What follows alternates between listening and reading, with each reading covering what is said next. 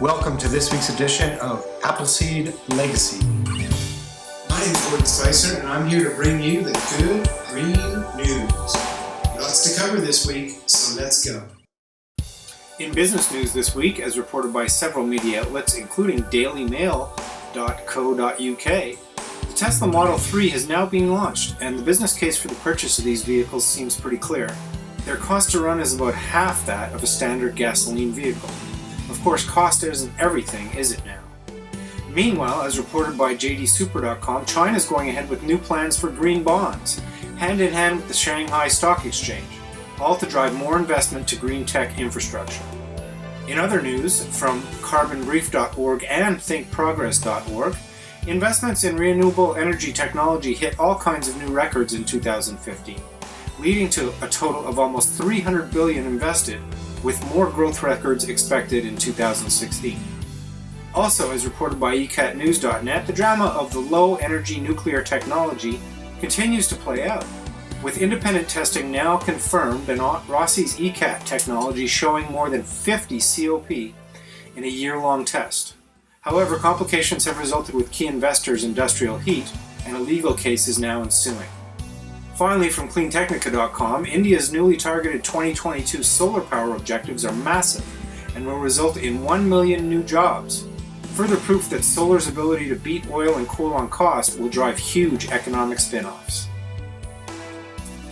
You know what? It doesn't stop here, and it's all good news.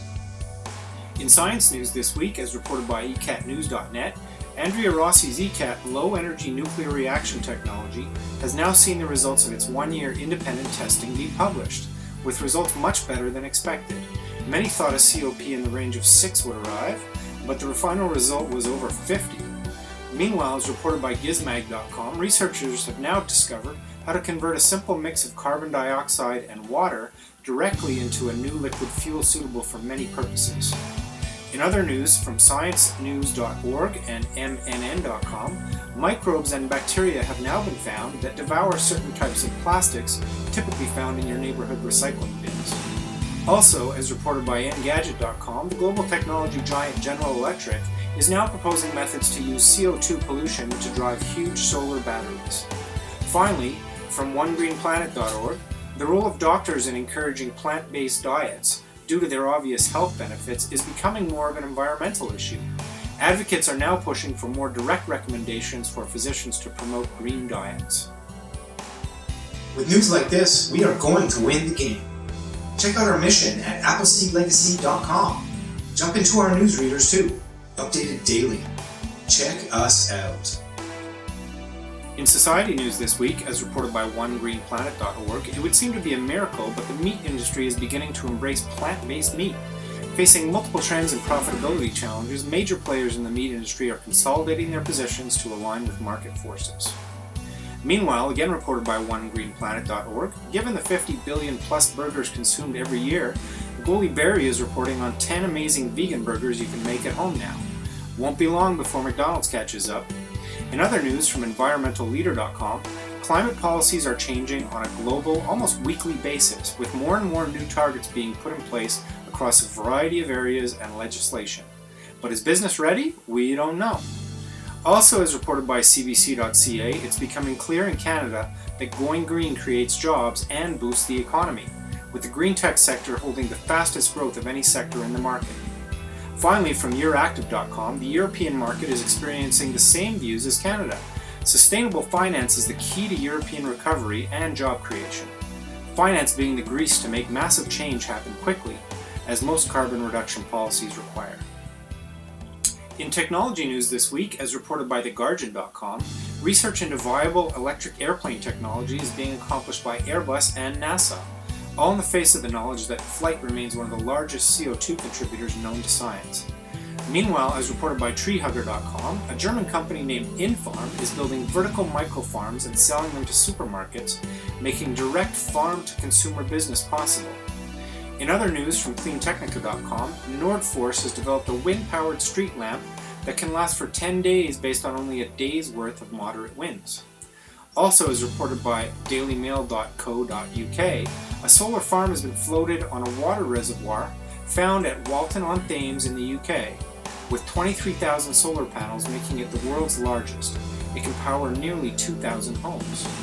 Finally, from cleantechnica.com, while Tesla Motors is not acting alone amidst all other EV manufacturers out there, it is becoming clear that EVs will kill petrol by 2025, as EV prices drop hand in hand with their range growth.